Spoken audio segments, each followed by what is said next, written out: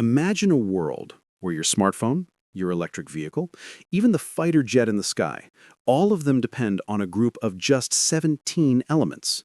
This week, Donald Trump signed deals worth $8.5 billion that could totally rewire how electronics, EVs, and defense hardware are made globally.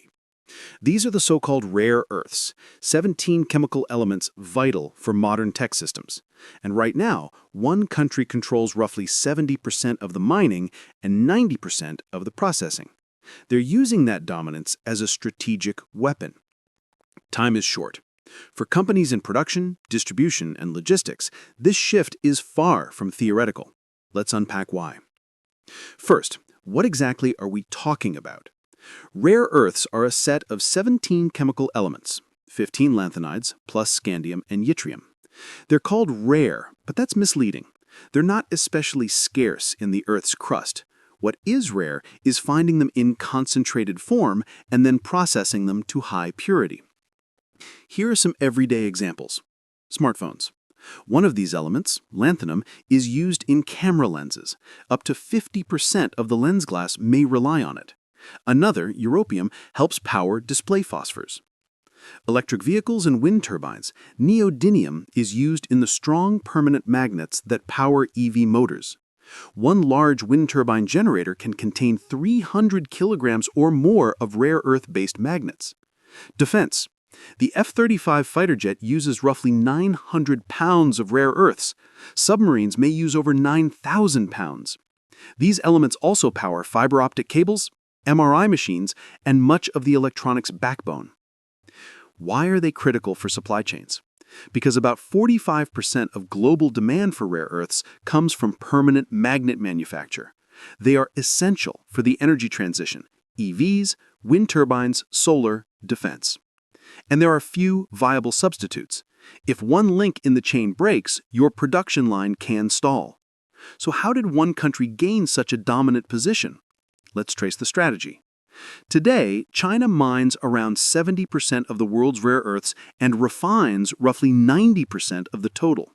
For heavy rare earths, the most valuable types, China's processing share reaches as high as 99%. The story goes back to the 1980s. Leader Deng Xiaoping reportedly said, "The Middle East has oil, China has rare earths." Over decades, China made massive state-led investments in mining, refining, and downstream manufacturing. They acquired processing technologies, built vertically integrated supply chains, and offered low-cost production despite slim margins. Today, they use it as a strategic lever.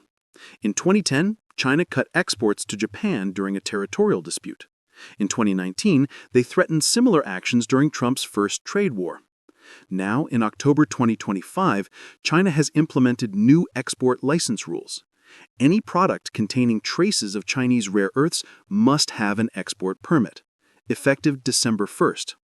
Meanwhile, the U.S. is threatening tariffs of up to 100% if China doesn't pull back. If the old game favored China, now the countermoves are accelerating. In late October 2025, the U.S. sealed major critical mineral deals. On October 21st, the U.S. and Australia signed agreements worth up to $8.5 billion. This includes $2 billion in immediate investments over the next 6 months. The focus, mining, processing, and magnet manufacturing. $200 million will go toward gallium production, 10% of global supply. Another $100 million supports the Arafura Nolans rare earth project. Australia holds major reserves of both light and heavy rare earths. On October 26th, the U.S. signed deals with Malaysia and Thailand. Malaysia committed to avoid quotas or bans on rare earths exports to the U.S. Its reserves top 16 million metric tons. Thailand signed a wide-ranging memorandum of understanding, covering exploration, extraction, refining, and recycling. It also committed to removing tariffs on 99% of relevant products. Trump is currently on a 5-day Asia tour, culminating in a high-level meeting with Xi Jinping in South Korea. But the story doesn't stop with China and the U.S. Here are some rising stars in the global rare earths race. Vietnam, with around 3.5 million tons in reserves, aims to produce 60,000 tons of rare earth oxides annually by 2030. That's about 5 to 15% of China's current output. Backed by a $100 million investment from Blackstone Minerals, Vietnam is scaling fast but still lacks advanced refining. Mexico is a top 3 supplier of 14 critical minerals to the U.S. It exports fluorspar, lead, zinc, gold, and has major untapped copper and lithium. But only 10% of its land has been licensed for mining. Policy uncertainty and nationalist rhetoric around lithium remain obstacles. Canada has more than 15 million tons of rare earth oxide reserves, among the largest outside China. Yet the country still lacks the refining tech and downstream capacity to scale production. Here's the truth. While the headlines are dramatic, building a real alternative to China's dominance will take time. Trump may say, in about a year we'll have so much supply you won't know what to do with it. But experts say, expect at least a decade. The real bottleneck isn't mining, it's processing and refining. Many non-Chinese mines still export ore back to China for finishing. China has had 2 decades to perfect this. The other challenge is environmental cost. Processing rare earths is toxic, energy-intensive, and expensive. Add to that the need for vertically integrated chains and massive scale. In the short term, from late 2025 to 2026, expect disruptions, rising prices, longer lead times, and extra red tape from export license. So if you're in supply chain, manufacturing, or logistics, what now? Key sectors at risk: automotive, electronics, defense, renewable energy, and aerospace. Here are 6 actions supply chain leaders should consider. 1. Diversify supply sources. Don't rely solely on Chinese-dominated chains.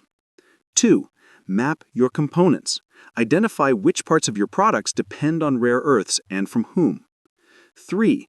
Build early relationships with alternative players: Australia, Vietnam, Malaysia, Mexico. 4.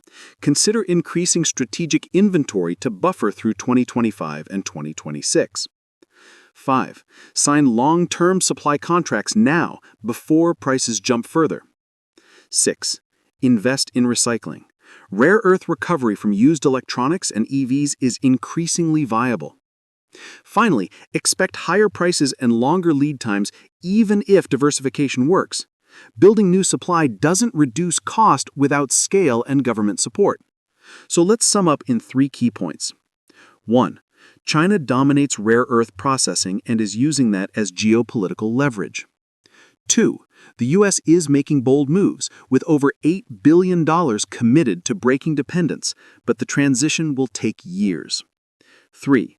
Supply chain managers must act now. The disruption begins in December. So I ask you, is your company prepared for the coming rare earth supply chain shift? If you found this useful, subscribe to the channel and drop your thoughts in the comments. And don't forget to check supplychainxl.gumroad.com for tools to future-proof your supply chain.